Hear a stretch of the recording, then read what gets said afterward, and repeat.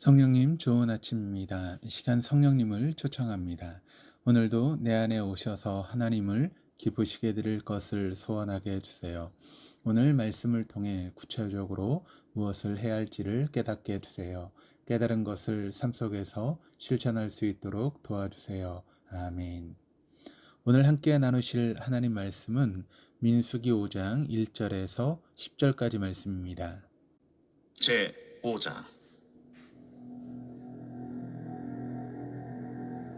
여호와께서 모세에게 말씀하여 이르시되 이스라엘 자손에게 명령하여 모든 나병 환자와 유출증이 있는 자와 죽음으로 부정하게 된 자를 다 진영 밖으로 내보내되 남녀를 막론하고 다 진영 밖으로 내보내어 그들이 진영을 더럽히게 하지 말라. 내가 그 진영 가운데 거하느니라. 하시매 이스라엘 자손이 그같이 행하여 그들을 진영 밖으로 내보냈으니 곧 여호와께서 모세에게 이르신 대로 이스라엘 자손이 행하였더라. 여호와께서 모세에게 말씀하여 이르시되 이스라엘 자손에게 이르라. 남자나 여자나 사람들이 범하는 죄를 범하여 여호와께 거역함으로 죄를 지으면 그 지은 죄를 자복하고 그 죄값을 온전히 갚되 5분의 1을 더하여 그가 죄를 지었던 그 사람에게 돌려줄 것이요, 만일 죄값을 받을 만한 친척이 없으면 그 죄값을 여호와께 드려 제사장에게로 돌릴 것이니 이는 그를 위하여 속죄할 속죄의 순양과 함께 돌릴 것이니라.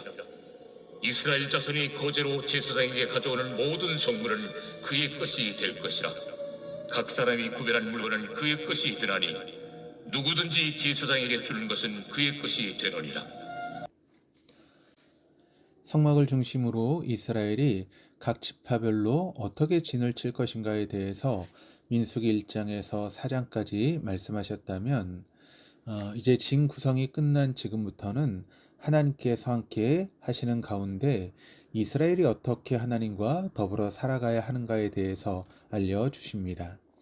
5장과 6장은 진에서 정결함을 유지하기 위해서 다양한 상황에서의 대응 방법이 소개되어 있습니다. 1절에서 4절은 율법에서 부정한 것으로 간주되는 사람들을 진 밖으로 내보낼 것에 대해서 말씀하시고 5절부터 10절까지는 죄를 지은 사람들을 어떻게 속죄하게 할 것인가에 대해서 말씀하십니다. 1절, 2절입니다. 여호와께서 모세에게 말씀하여 이르시되 이스라엘 자손에게 명령하여 모든 나병 환자와 유출증이 있는 자와 죽음으로 부정하게 된 자를 다 진영 밖으로 내보내되, 모든 나병 환자, 유출병 환자, 죽음을 만지거나 하여 부정하게 된 사람들을 진영 밖으로 내보내라고 말씀하십니다. 여기에서의 나병은 직접적으로 한센병을 의미하기도 하지만 레위기 14장에서 넓은 의미에서 악성 피부병에 해당한다라고 살펴본 바가 있습니다. 유출병은 생명을 잉태해야 하는 생식기가 그 기능을 잃고 비정상적인 유출로 제 기능을 하지 못하는 병이었습니다. 이런 사람들을 포함해서 죽음으로 부정하게 된 모든 사람을 진영 밖으로 내보내야 되는 까닭은 단순히 질병의 간염에 대한 우려가 아니었습니다. 3절입니다. 남녀를 막론하고 다 진영 밖으로 내보내어 그들이 진영을 더럽히게 하지 말라. 내가 그 진영 가운데에 거하느니라 하시매. 하나님께서 그 진영 가운데 있기 때문에 그들을 내보내야 한다는 말씀입니다. 감염에 대한 우려, 전염병의 확산을 막기 위한 실제적인 조치가 아니라 부정함을 제거하는 데 초점이 있었습니다. 거룩하신 하나님이 계시기 때문에 하나님과 함께할 수 없는 부정한 사람들을 진영 밖으로 내보내라고 하는 말씀입니다. 이스라엘은 죽음을 연상시키는 모든 것을 제거해야 했고 즉각 순종했습니다. 4절입니다. 이스라엘 자손이 그같이 행하여 그들을 진영 밖으로 내보내었으니 곧 여호와께서 모세에게 이르신 대로 이스라엘 자손이 행하였더라. 어떻게 보면 본문에서 언급하는 증상을 가진 사람들을 진영 밖으로 내보내는 것이 오늘 우리의 눈으로는 잘 이해가 되지 않습니다. 다소 잔인해 보이기까지 합니다. 자기가 지은 죄 때문에 발병한 것도 아닌데 가족들과 함께 머물지도 못하고 병자들을 진 밖으로 내보내라고 하는 말씀에 마음 한구석이 좀 불편해지기까지 합니다.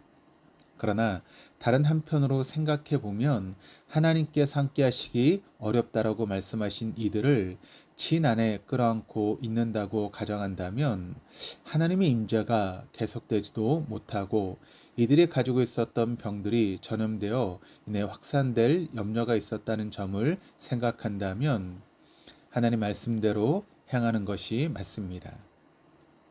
그리고 이들이 계속해서 진 밖에 머물러야 하는 것도 아니었고 부정으로부터 정결하게 되면 언제든지 제사장에게 확인받은 후에 다시 돌아올 수 있었습니다. 하나님께서 머무시는 이스라엘 진영에는 부정한 것이 있을 수 없다는 것이 오늘 말씀의 핵심 포인트입니다. 하나님의 나라는 그 어떤 것이라도 속된 것과 가증한 것이 들어설 수 없습니다. 요한계시록 21장 27절이 이렇게 증거합니다. 무엇이든지 속된 것이나 가증한 일 또는 거짓말하는 자는 결코 그리로 들어가지 못하되 오직 어린 양의 생명책에 기록된 자들만 들어가리라. 하나님께서 임재하시는 성막을 중심으로 구축한 이스라엘의 진 안에서 부정함을 내보내야 했다면 동시에 하나님께서 임재하시는 성전된 우리 안의 부정함은 어떻게 해야겠습니까? 당연히 우리 안에 하나님의 임재를 방해하는 부정함들이 있다면 제거해야 할 것입니다. 그뿐만 아니라 우리를 정결하게 하시는 주님 앞으로 나아가 간구해야 합니다. 신체에 문제가 있는 사람을 진 밖으로 격려하라고 말씀하신 다음에 하나님은 각종 죄를 언급하시면서 그 죄를 회개했을 때 어떤 절차를 거쳐야 하는지를 말씀하십니다. 1절에서 4절은 신체적으로 누구나 확인할 수 있는 부정이라면 5절부터 10절은 자신이 시인하고 회개하지 않으면 누구도 알 수 없는 하나님만이 아시는 내면적인 부정에 대해 다룹니다. 5절에서 7절을 세번역 성경으로 읽겠습니다. 주님께서 모세에게 말씀하셨다. 너는 이스라엘 자손에게 일러라. 남자나 여자를 가릴 것 없이 남에게 어떤 잘못이든지 저질러서 그 일로 주를 배신하였을 때에 그런 사람은 자기의 잘못을 깨닫는 대로 자기가 저지른 잘못을 고백하고 피해자에게 본래 값에다가 5분의 1을 더 얹어서 갚아야 한다.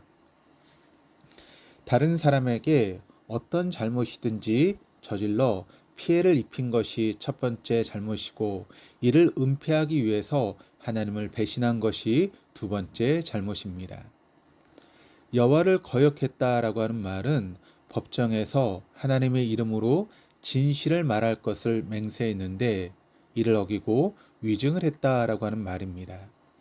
하나님은 이웃에게 잘못한 일을 그럴 수도 있다라며 넘기라고 말씀하지 않았습니다. 분명히 자기 잘못을 시인하고 바로 잡아야 하는데 피해자에게 끼친 손해의 5분의 1, 곧 20%를 가산하여 갚으라고 말씀하십니다. 훔친 물건은 2배로 배상해야 했고 짐승을 훔쳤을 때는 4배에서 5배를 갚도록 한 데에 비해서는 그 배상 규모가 약합니다. 그러나 이런 율법을 주신 까닭은 자신의 잘못을 자발적으로 시인하기를 독려하기 위함인 것으로 보입니다. 이런 죄는 지은 사람이 시인하지 않는 한 밝혀지지 않을 죄이기 때문입니다. 주님을 만났던 여리고 세리장 삭개오는 자신이 남의 것을 편취한 것이 있다면 20%를 가산하여 갚는 것이 아니라 4배를 갚겠다라고 그렇게 고백했습니다. 8절에서 10절까지 말씀입니다. 만일 죗값을 받을 만한 친척이 없으면 그 죗값을 여호와께 드려 제사장에게로 돌릴 것이니 이는 그를 위하여 속죄할 속죄의 순양과 함께 돌릴 것이니라. 이스라엘 자손이 거제로 제사장에게로 가져오는 모든 성물은 그의 것이 될 것이라. 각 사람이 구별한 물건은 그의 것이 되나니 누구든지 제사장에게 주는 것은 그의 것이 되느니라. 피해자도 없고 그 값을 대신 받을 친척도 없으면 하나님께 바치도록 하여 그 몫을 제사장에게로 가져오게 했습니다. 피해자가 없다고 해서 배상을 멈추는 것이 아니라 하나님께 가져오게 하여 그가 시인한 죄에 대한 책임을 다하게끔 하셨습니다. 이웃과의 마찰 내지 문제가 발생할 수 있습니다. 그러나 이를 단순히 바라볼 것이 아닙니다. 이웃에게 죄를 범하는 것이 곧 우리를 향하신 하나님의 뜻에 반하는 것이고 하나님께 죄를 짓는 것과 같다는 말입니다. 우리가 어떤 마음으로 살아가느냐에 따라 우리의 일상이 하나님을 따라 거룩할 수 있고 정글과 같을 수도 있습니다. 그리스도인다운 그리스도인, 제자다운 제자의 삶이 한낱 수사가 아니라 삶의 언어가 되려면 먼저 남을 볼 것이 아니라 하나님 앞에 나의 안팎이 정결한가를 살펴볼 일입니다. 이제 명절 연휴가 시작이 됩니다. 잠시 일상의 흐름을 떠나 평소에 보지 못했던 가족과 친지들과 만나 교제하면서 이전보다 더 나은 사람이 되어 있음을 보여줄 수 있었으면 좋겠습니다. 눈을 들어 하나님을 바라보는 가운데 하나님 앞에서 나를 살펴 그리스도인다운 그리스도인, 제자다운 제자로서의 하루를 살아가시는 우리 동덕의 모든 교우들 다 될 수 있기를 주님의 이름으로 축복합니다. 기도하시겠습니다. 하나님 아버지, 살았으나 죽은 인생으로 살지 않기를 원합니다. 하나님의 거룩하신 임재에 합당한 삶을 살아가고 싶습니다. 우리 안에 하나님과 함께할 수 없는 부정한 것들을 내몰고 하나님의 기쁨 되는 것들로 가득한 삶을 살게 해 주시옵소서. 우리를 그리스도인이자 주님의 제자로 부르셨음을 우리가 기억하고 오늘도 우리와 소통하는 모든 이들에게 그리스도인다운 그리스도인, 제자다운 제자로 다가가게 해 주시옵소서. 우리의 일상이 하나님과 긴밀하게 연결되어 있음을 자각하고 늘 선을 이루고 평화를 이루는 삶을 살게 해 주시옵소서. 감사드리며 예수 그리스도 이름으로 기도드립니다. 아멘.